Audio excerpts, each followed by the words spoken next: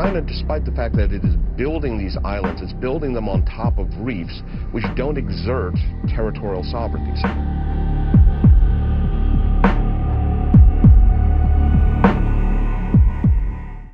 War between the United States and China could be so devastating for both countries, East Asia and the world, that it may seem unimaginable.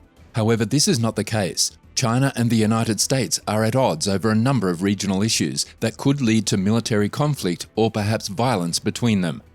Both countries have significant armed units operating in close proximity. If an incident occurs or a situation escalates, both sides have an incentive to attack enemy forces before being attacked by them.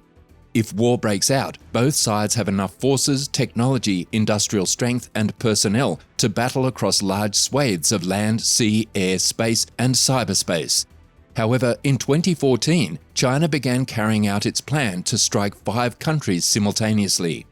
Over the last 10 years, the conflict in the South China Sea has been constantly in the spotlight. As China builds islands in the middle of the South China Sea, once underwater reefs have been transformed into sandy islands complete with airfields, roads, buildings, and missile system bases. In less than 2 years, China has converted 7 reefs into 7 military bases, making the South China Sea one of the world's most contentious seas.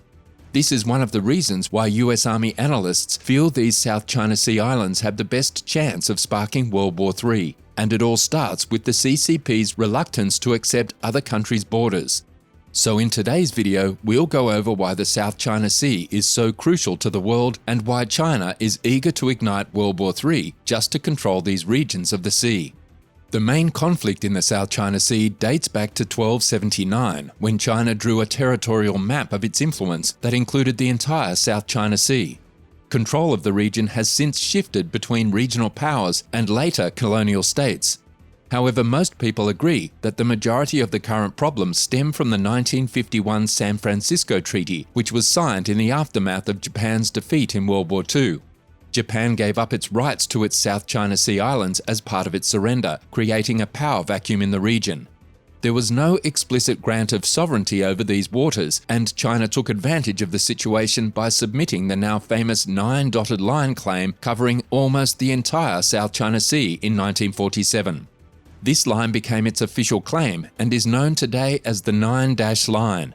The law of the United Nations, which came into effect in 1982, established the Exclusive Economic Zones, EEZs. Following that, China reiterated its 9-dash line, refusing to clarify its boundaries and rejecting the claims of other claimant countries. Since then, tensions have risen over who owns the South China Sea. Meanwhile, the conflict has centered on the Paracel and Spratly Islands, an archipelago in the South China Sea. Part of the Paracels and Spratly Islands chain is currently claimed by China, Malaysia, the Philippines, and Vietnam.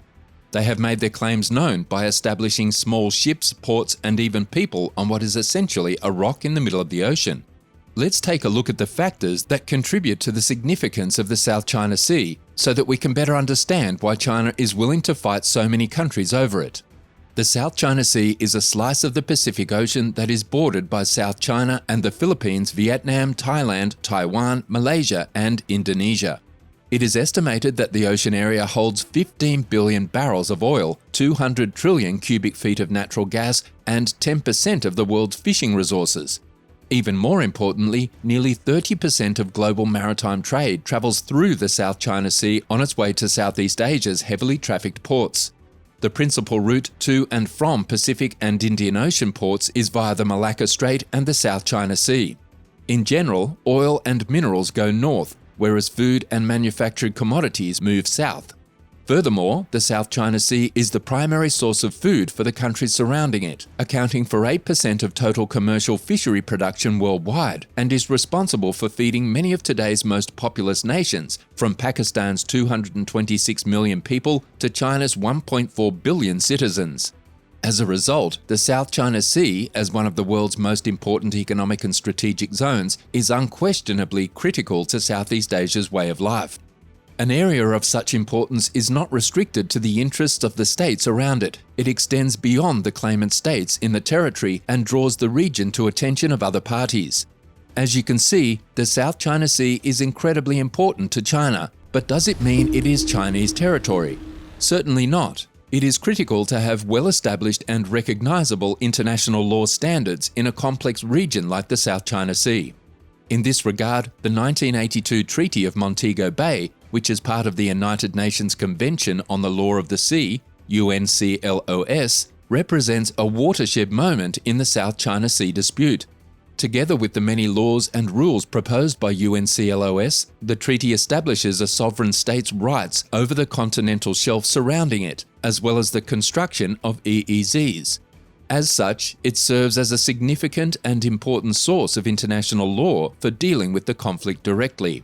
In order to give credence to their claim, several of the countries involved in the conflict formally called the region that they claimed as their own. In September of 2012, the Philippine president signed an administrative order requiring all government entities to refer to the sections of the South China Sea within the Philippines as the West Philippine Sea. Similarly, in an attempt to underline its sovereignty, Indonesia dubbed the northern sections of the exclusive economic zone in the South China Sea the North Natuna Sea in 2017. During this time, the CCP begins to build its own islands in the South China Sea, and not just any islands, but military islands with a handful of military personnel, an airstrip, and a missile system. Another significant reference for understanding the future of the case is the International Court of Justice ruling from the summer of 2016. The Hague Court of Justice ruled against China's claims in the South China Sea, ruling them to be without legal basis by rejecting its claims of the 9-dash line as part of the case brought by the Philippines against China in 2013. However, China, which does not recognize the verdict of the International Court, has warned that it will do everything possible to safeguard its sovereignty. The CCP proclaimed the airspace above the disputed region to be a defensive air identification zone, and aircraft flying over it were required to obtain Chinese approval. This action, which they insist will only be used in defense, has strained relations between the two countries even further. Major powers have urged nations to settle maritime claims conflicts peacefully and in conformity with international law. On the other hand, pointing out that the matter can only be solved amongst the region's governments, China has voiced and made clear at every opportunity that it is not happy with foreign governments internationalizing the situation. In this regard, it is also questionable that the court verdict will fully resolve the aforementioned China Sea issue. The emergence of an international legal ruling on the matter, on the other hand, may result in a new perspective on the debates over sovereignty in the South China Sea. In addition to this, there is a series of islands in the middle of the South China Sea known as the Spratly Islands that every nation is vying to claim as their own territory. The main argument is because claiming the islands allows you to extend your EEZ and gain control of more of the South China Sea. However, the Spratly Islands were ruled a ROC in 2016, therefore they do not extend any country's EEZ. This minimized the importance of the islands, but it did not mean that the conflict had ended. China has used a tactic known as the cabbage strategy to cut off supplies to foreign islands. To do this, China will surround a foreign-controlled island with ships and destroyers, denying other nations access, and then attempt to seize the islands. Of course, the United Nations has many allies in this conflict, and it boasts the world's strongest navy. The US Navy serves a vital role in ensuring maritime peace so that global trade can continue uninterrupted. As a result of China's aggressive behavior in the South China Sea, the US Navy has boosted its presence there to maintain peace. The US has a responsibility to play in averting military escalation as a result of the territorial conflict. The United States military treaty with Manila might lead to a war between China and the Philippines over significant natural gas resources or profitable fishing grounds in disputed territory. Failure of Chinese and Southeastern Asian governments to address the disputes diplomatically may undermine international maritime law and encourage destabilizing military buildups.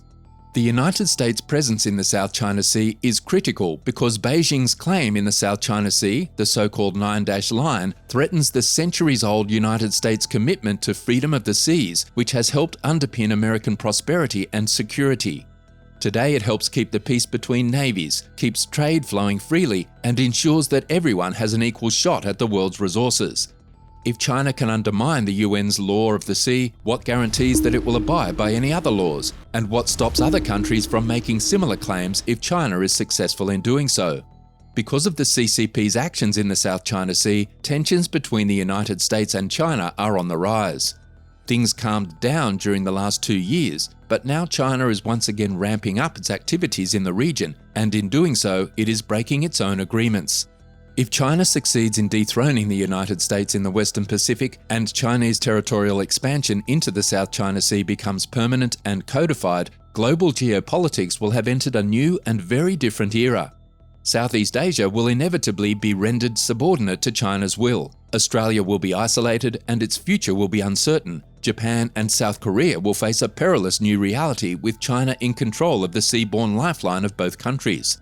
The credibility of the United States security assistance to allies and partners will be shattered. India's current freedom of access to the South China Sea and much of Southeast Asia will be lost. Beijing will be Europe's gateway to Asia. All of this will take place in a region that is becoming a more vibrant center of the global economy. The message will be clear. The era of American international leadership and predominance has come to an end, and a new preeminent power has emerged.